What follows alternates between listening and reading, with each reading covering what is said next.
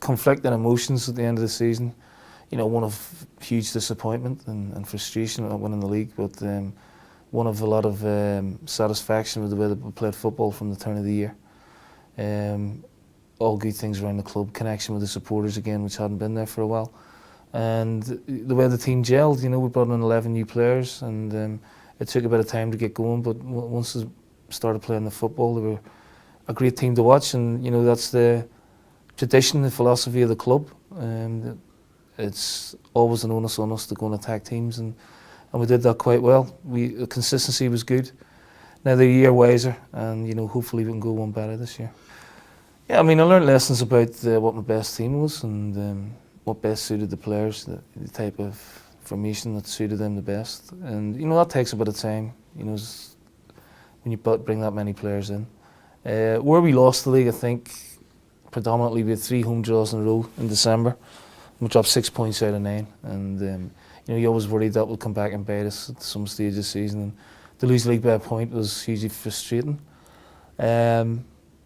But overall, we had 7 Old Firm games, and we were the dominant team in 5 or 6 of them, and I don't think many people will argue with that. So the players have the big game mentality. They just need to cross that fine line now, and hopefully they'll do it this year. We want to make inroads in Europe as well. It's important for the club and the supporters, important for my development as a manager, and important for the younger players in the team to get that taste of European football.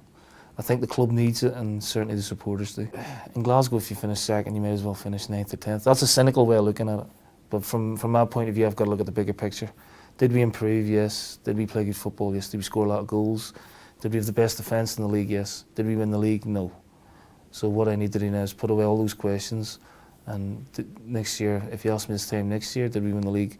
I want it to be a yes, and then it'll have been worth it. I'm a football man. I'm not a politician.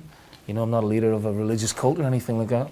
So, there were things I had to deal with that I shouldn't have had to deal with. I'm pretty pleased with the way I handled things, but I was well looked after from a security point of view.